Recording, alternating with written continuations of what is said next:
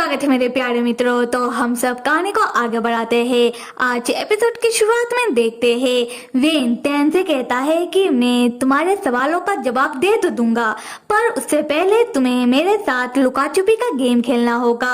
अगर तुम जीत जाओगे तो तुम्हें जो भी जानना है मैं तुम्हें बता दूंगा, पर अगर तुम हार जाओगे तो मैं तुम्हें खा जाऊंगा। तब टैन को बहुत ही गुस्सा आता है और वो मन ही मन कहता है कि मुझे बहुत ही गुस्सा आ रहा है और मुझे ऐसे बेकार का गेम खेलकर समय बर्बाद नहीं करना। फिर टैन वेन के साथ सौदाबाजी करने का कोशिश करता है। टैन कहता है कि वेन मेरे दोस्त, तुम इस प्लेस पर रह रहकर बोर हो चुके होगे, तुम्हें भी तो यहाँ से बाहर निकलने का मन करता होगा, तो मैं तुम्हें यहाँ से बाहर निकालने में मदद करूंगा। उसके बदले मुझे जो जानना है तुम मुझे बता दो।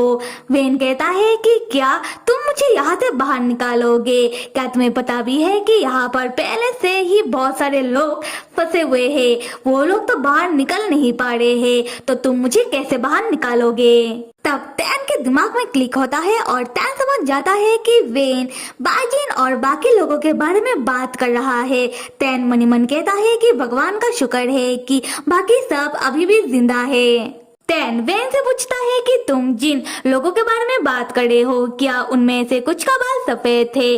वेन पूछता है कि तुम्हारा सफेद बालों वाले से क्या रिश्ता है? तब टैन सोचने लगता है कि अगर मैं इसे अपना रिश्ता समझाने लग जाऊंगा तब इसे घंटा कुछ समझ आएगा तो नहीं। उसके बाद टैन कहानी बनाकर वेन को सुनाने लगता है कि असल में सफेद बालों वाला आदमी वो एक चोर है, उसने मेरा पेट, मेरा स्नो चीता मुझसे चुरा लिया है, तो मैं यहाँ उस सफेद बालों वाले आदमी से बदला लेने के लिए आया हूँ। अब तो बता दो, क्या तुमने उसे कहीं देखा है? वेन कहता है कि क्या तुम्हारा पेट स्नो चीता, मतलब वही सफेद रंग का बड़ा सा भद्दा सा जानवर? टैन कहता है कि हाँ वही। वेन तो भड़क जाता है और गुस्सा करते हुए कहता है कि वेन को स्नो चीता बिल्कुल पसंद नहीं। टैन तब मन ही मन कहता है कि मुझे पहले से पता था कि स्नो चीता जिधर भी जाता है किसी न किसी के साथ झगड़ा पक्का करता है।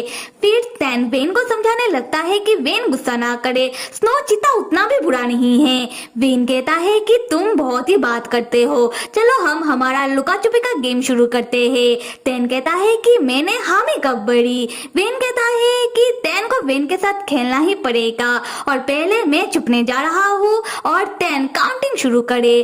टैन को तब ना चाहते हुए भी हाँ कहना पड़ता है। फिर टैन मन ही मन सोचने लगता है कि मेरे पास उतना वक्त नहीं है कि मैं यहाँ खेल कर वक्त जाया करूँ, मुझे जल्दी जाकर बाजिन को ढूंढना होगा।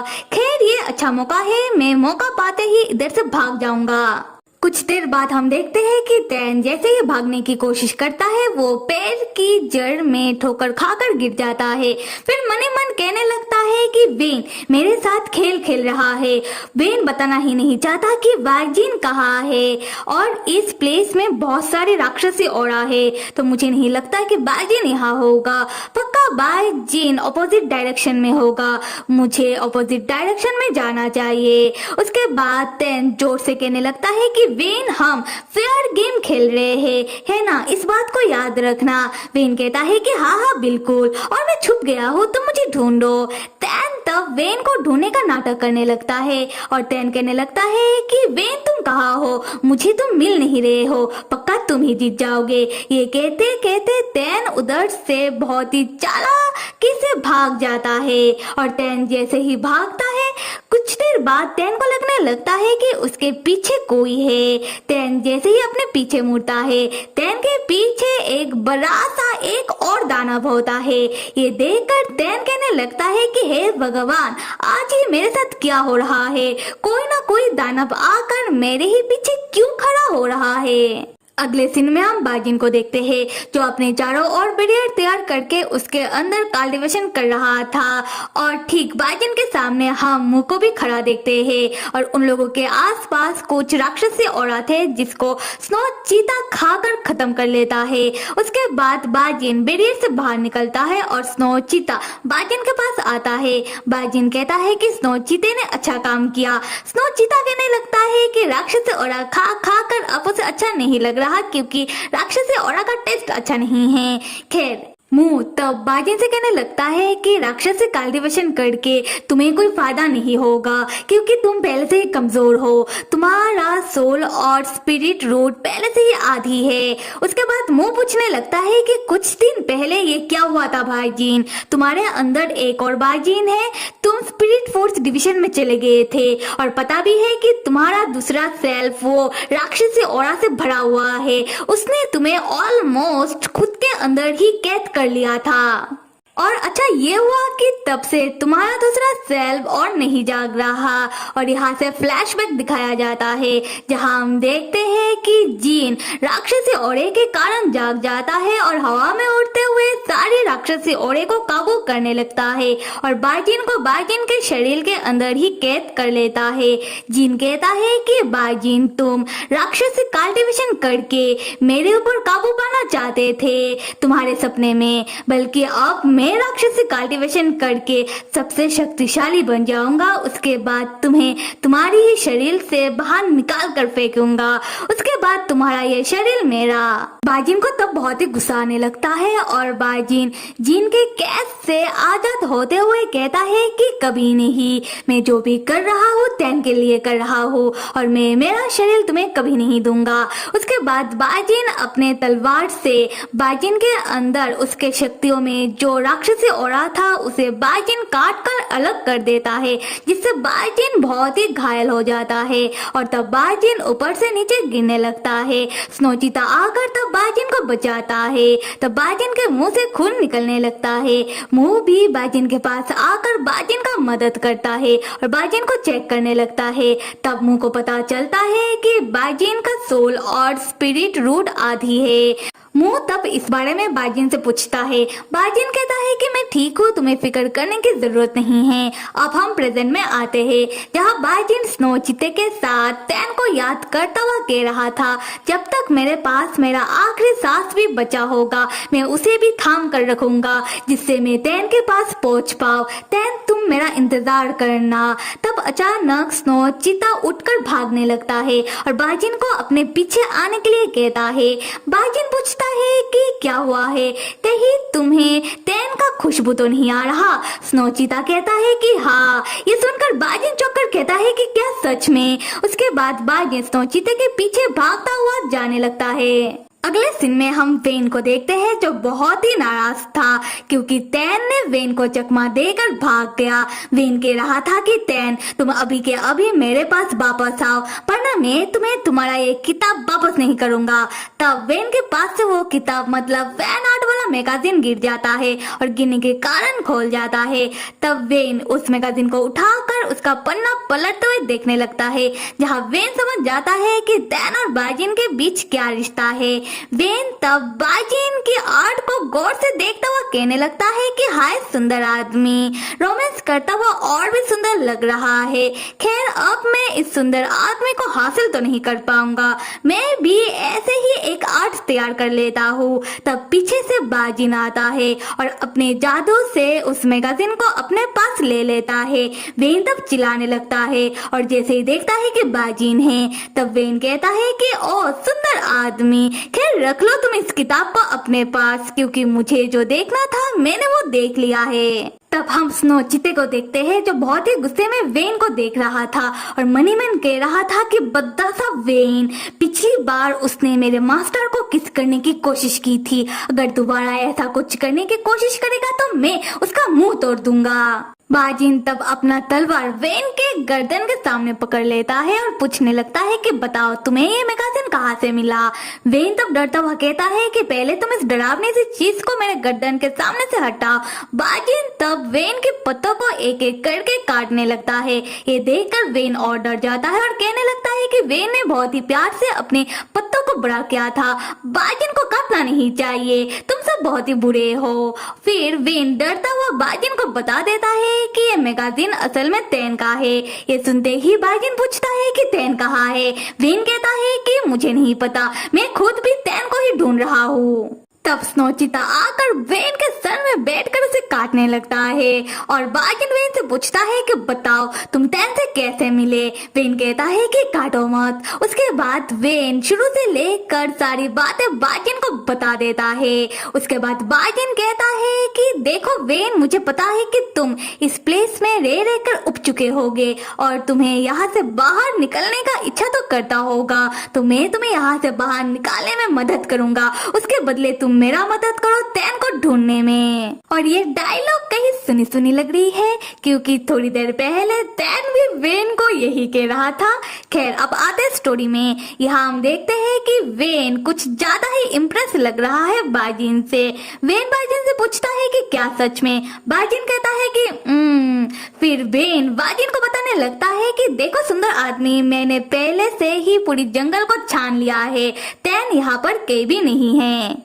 फिर वेन कहता है कि अगर टैन इस जंगल में मौजूद नहीं है तो मुझे लगता है कि टैन पक्का वहां गया होगा और उस प्लेस को कहते हैं ब्लैक माउंटेन वैली। और वो प्लेस पूरी तरीके से बंजर प्लेस है जहां एक भी पेड़ पौधा बच नहीं पाता। पर वो प्लेस पूरी पाताल लोक में एकमात्र प्लेस है जहां राक्षसी औरा मौजूद नहीं है, पर मौजूद है तो बहुत सारे जंगली बीस्ट। अगर कोई वहां जाता है तो जंगली बीस्ट उसके ऊपर पागलों की तरह हमला करने लगते हैं। तब स्नोचिते को थोड़ी दूर पर टैन का कपड़े का फटा हुआ टुकड़ा मिलता है जो लाकर स्नोचिता बाजिन को देता है, जो देखकर बाजिन कहता है कि इस कपड़े में से टैन का खुशबू आ रहा है, पक्का ये टैन का ही होगा। वेन तब उन लोगों से कहने लगता है कि देखो वो बंजर सा प्लेस यहाँ आसपास ही ही है, तो तुम लोग चले जाना, मैं तुम लोगों के साथ नहीं आ सकता क्योंकि वो प्लेस वेन के लिए सूटेबल नहीं है, क्योंकि उस प्लेस में वेन का पत्ता ठीक से उग नहीं पाएगा। उसके बाद वेन कहता है कि तो फिर मैं चलता हूँ। तब स्नोचिता दोबारा वेन के सर में चढ़कर काटने लगता है। वेन कहता है कि काटो मत, ठीक है मैं समझ गया, मैं ही तुम लोगों को वहाँ लेकर चलता हूँ। अगले सीन में हम टैन को देखते हैं जो ब्लैक माउंटेन वैली उसी बंजर से प्लेस पर आ चुका है और एक बंजर से पेड़ के पीछे छुप कर के रहा था कि सारे के सारे जंगली बीस्ट आपस में लड़ो और लड़कर मरो। फिर टैन कहने लगता है कि मैं जो छुपा हुआ हूँ इसका मतलब ये नहीं कि मैं डर के मारे छुप गया, बस किसी और के एरिया पर बिन बुलाए अचानक आ जाना सही नहीं लगता। उसी वक्त टैन के पेड़ के पास एक जंगली बीस्ट घायल हालत में उड़कर आकर गिरता है, जो देखकर टैन चौंक जाता है। और तब टैन जैसे ही अपने सामने देखता है, टैन पाता है कि और भी जंगली बीस्ट चारों ओर से आ रहे थे। ये देखकर टैन और चौंक जाता है। उसी वक्त वहाँ एक ब्लैक हुडी पहना हुआ आदमी आता है जो एक ही झटके में सारे के सारे जंगली बीस्ट को मार देता है। पर जंगली बीस्ट का आना कम ही नहीं हो रहा था और भी जंगली बीस्ट तब आ जाते हैं और उस आदमी को घेर लेते हैं। टैन तब जैसे ही देखने की कोशिश करता है कि वो हुडी पहना हुआ आदमी कौन है, टैन पाता है कि वो आदमी और कोई नहीं अंकल फैन है। अंकल फैन को देखकर टैन कहने लगता है कि ये बुढ़ाओ अभी तक मरा नहीं। तब और भी जंगली बीस्ट आकर अंकल फैन को घेर लेते हैं। ये देखकर टैन मनी मन सोचता है कि वो जाकर अंकल फैन का मदद करे। फिर वो सोचता है कि नहीं, टैन अंकल फैन का मदद नहीं करेगा क्योंकि टैन अभी भी अंकल फैन से बहुत नाराज है। तब टैन आसमान की ओर देखता है जहां बाजिन स्नोचिते के ऊपर बैठकर उड़ता हुआ आ रहा था। टैन बाजिन को देखकर मनी मन कहता है कि बाजिन पक्का मुझे ही ढूंढता हुआ आ रहा है। फिर टैन बाजिन को चिल्लाते हुए बुलाने लगता है कि बाजिन इधर देखो, मैं यहाँ हूँ। फिर टैन बाजिन से कहने लगता है कि चारों ओर बहुत सारे जंगली बीस्ट आ चुके हैं और सामने अंकल फैन भी है। पर बाजिन टैन की किसी भी बातों के ऊपर गौर नहीं देता। बाजिन दौड़कर आकर तब टैन को किस करने लगता है। टैन मनी मन कहने लगता है कि किस बात में कर लेना, पहले इन जंगली बीस्ट को तो ठिकाने लगाओ। फिर टैन बाजिन को खुद से हटाते हुए कहता है कि बाजिन क्या तुम्हें दिखाई नहीं दे रहा कि यहाँ पर कितने सारे जंगली बीस्ट है, तुम मुझे किस करते रह जाओगे और ये सारे जंगली बीस्ट हमें खा जाएंगे। बाजिन टैन की बातों के ऊपर फिर से गौर नहीं देता और टैन को बंजर से पेड़ के पीछे ले जाकर फिर से किस करने लगता है।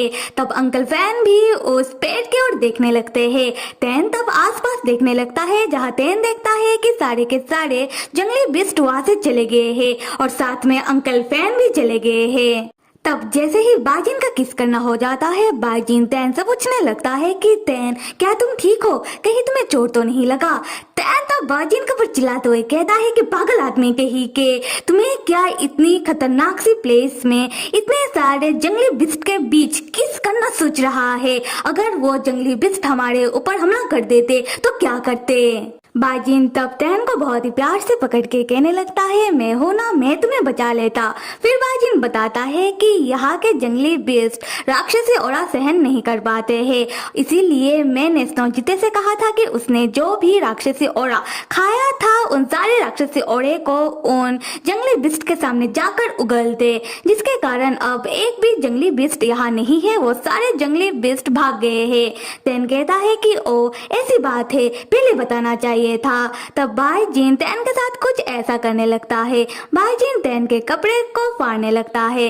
तैन को यहाँ वह किस करते हुए कहता है कि मैंने तुम्हें कितने लंबे वक्त के बाद देखा है, तो मुझसे और रहा नहीं गया, तो मैं तुम्हें किस करने लगा और अब मुझे तुम्हारे साथ वो सब करना है। तैन को तब बाजिन को ऊपर शक होने लगता है और मन ही मन सोचता है कि ऐसी बातें और ऐसी हरकतें सिर्फ जिन ही कर सकता है, तो क्या ये बाजिन है या फिर जिन है। फिर तैन बाजिन को रोकने की कोशिश करता है कि बाजिन रुक जाओ, पर बाजिन नहीं रोकता। बाजिन तो तैन के साथ वो सब करने लगता है जो देखकर स्नोचिता अपना मुंह फेर लेता है और मन ही मन कहता है कि मास्टर मुझसे तो प्यार नहीं करते हैं, और देखो अब अपने पति को पाकर सारे प्यार अपने पति के ऊपर लुटा रहे हैं, वो भी खुले में। तो मेरे प्यारे मित्र, यहाँ पर तैन और बाजिन तो करने लगे हैं पलंग तोड़ नहीं जंगल तोड़ रोमांस। उसके बाद कहानी में आगे क्या होगा ये हम आगे देखेंगे। तब तक आप सब लाइक, सब्सक्राइब और कमेंट करना बिल्कुल भी मत भूलिएगा। Till then stay with me and see you.